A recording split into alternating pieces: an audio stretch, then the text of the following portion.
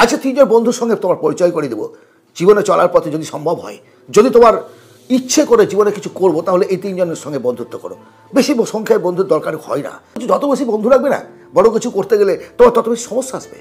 So সমস্যাকে avoid করার জন্য তিনজন বন্ধুকে বেছে নাও তোমার জীবনে, তাদের সম্মান করো এবং তাদের সঙ্গে বন্ধুত্ব করো, মেশো, তাদের সঙ্গে চলাফেরা করো। বন্ধু তোমার পরিচয়, বন্ধু তোমার সম্মান বৃদ্ধি করে, সম্মান ধ্বংস করে, তোমার সামাজিক প্রতিষ্ঠা তৈরি করে একমাত্র বন্ধু।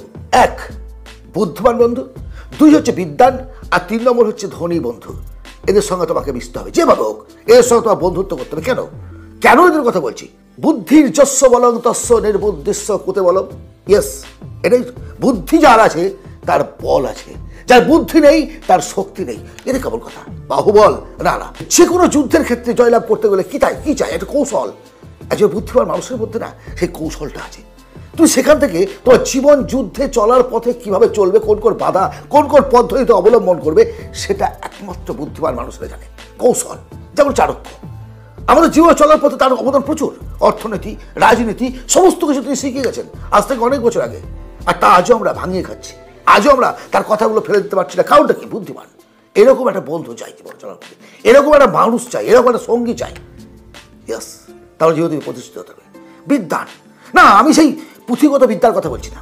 পুঁথিগত বিদ্যা নয়, পুঁথিগত থাকতে হবে, বাট তার সঙ্গে সঙ্গে তার মধ্যে একটা নলেজ আছে, স্কিল আছে, তার পৃথিবীটাকে জয় করার ক্ষমতা আছে। এরকম বন্ধুর কথা আমি তোমাকে বলছি, এরকম বিদ্যানের কথা আমি তোমাকে বলছি। বিদ্যান পূজ্যতে সর্বত্র। পাড়ার কুকুরও ঘেউ ঘেউ করে, কিন্তু ওই কুকুরটা অন্য পাড়ায় গেলে আর মাস্তানি করতে পারে না। কিন্তু বিদ্যান মানুষ সারা পৃথিবীতে রাজত্ব করতে পারে। ভাবো না তুমি, সুন্দর পিচাই কোথায় চাকরি করছে, একজন ডাক্তার, একজন ইঞ্জিনিয়ার, তাদের কি লিমিটেশন আছে, প্লেস আছে, যে এই প্লেসেই তাকে কাজ করতে হবে। এই প্লেস থেকে সে কিন্তু তার এলাকা ছেড়ে দেশ ছেড়ে বিদেশের মাটিতেও পাড়ি দিচ্ছে।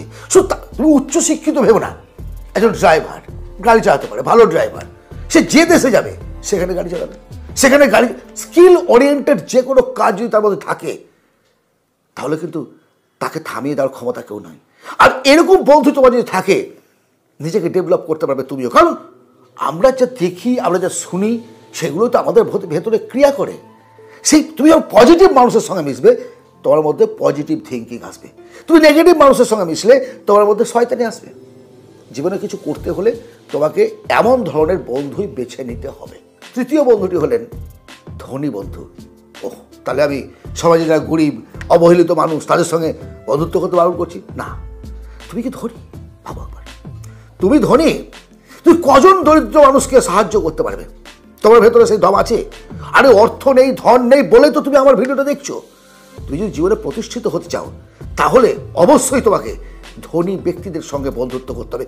অন্ততপক্ষে সে তোমার থেকে ধনের আশা করবে না। আর তুমি কি পাবে?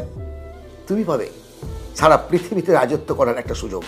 কিভাবে ধন সঞ্চয় করা যায়, কিভাবে ধন ইনকাম করা যায়, কিভাবে বিজনেস করা যায়, কিভাবে পলিটিক্স করা যায়, সমস্ত একজন ধনী মানুষ শেখাবে। আর যাই বলো, যে দেশের ধনী সংখ্যার মানুষ বেশি, যে দেশে যত বেশি টাকা, সেই দেশ তত উন্নত। রাজনৈতিক নেতারা আসে যায়, চলে যায়, পরিবর্তনশীল, কিন্তু একজন ধনী ব্যক্তি সারা জীবন। ওয়ারেন বাফেট নাম শুনেছ? বিল গেটস, জ্যাক মা নাম শুনেছ? এই মানুষগুলোকে আমরা চিনি কেন? তার সঙ্গে বসে আড্ডা মেরেছ, চা খাও, গল্প করো না, তার ধন, তার কাজ, এই কাজের জন্য পৃথিবী ছুঁড়ে তাদের নাম তো আমরা সবাই চিনি, দেখিনি, জানি না, অথচ হ্যাঁ এই আচ্ছা আচ্ছা আচ্ছা আচ্ছা। অ্যাকচুয়ালি কি জানো তো, তুমি যদি একটা লোহাকে চুম্বকের সঙ্গে রাখো, সেই লোহাটাও চুম্বকে পরিণত হবে, চুম্বকে পরিণত হবে। এবং তার যে এনার্জিটা না, তার মধ্যে ট্রান্সফার। সো তোমাকে তোমার থেকে যারা বেশি বিদ্যান, যারা বেশি বুদ্ধিমান, যারা বেশি ধনী, তাদের সঙ্গে মিশতে হবে। আমার আজকের এই আলোচনা আপাত দৃষ্টিতে একটুখানি খারাপ মনে হলেও, তোমাদের হয়তো মনে হলো যে আজকে কি ধরনের কথা বললেন দাদা, বাট একটু সময় করে কথাগুলো ভাববে, যখন একা থাকবে ভাববে, তাহলে বুঝতে পারবে চলার পথে এই তিনজন বন্ধুর কতটা গুরুত্ব আছে। এরা তোমার সর্বনাশ করতে পারবে না, এরা তোমাকে পজিটিভ এনার্জি দেবে, এরা তোমাকে সামাজিকভাবে স্বীকৃতি দেবে, এরা তোমার সম্মান বৃদ্ধি করবে। বন্ধু আমাদের পরিচয়, বন্ধুই আমাদের পথ চলার সাথী। এমন বন্ধু চয়েস করো না যে রাস্তায় গড়াগড়ি খায়, এমন বন্ধু চয়েস করো না যাকে চিটিংবাজ বলে লোকে আঙুল তুলে দেখায়, ওই দেখ যাচ্ছে সারা ধাপ্পাবাজ। একটা কথা আছে, একটা পছন্দের কথা আছে, যার বুদ্ধি নাই তাকে বললাম না।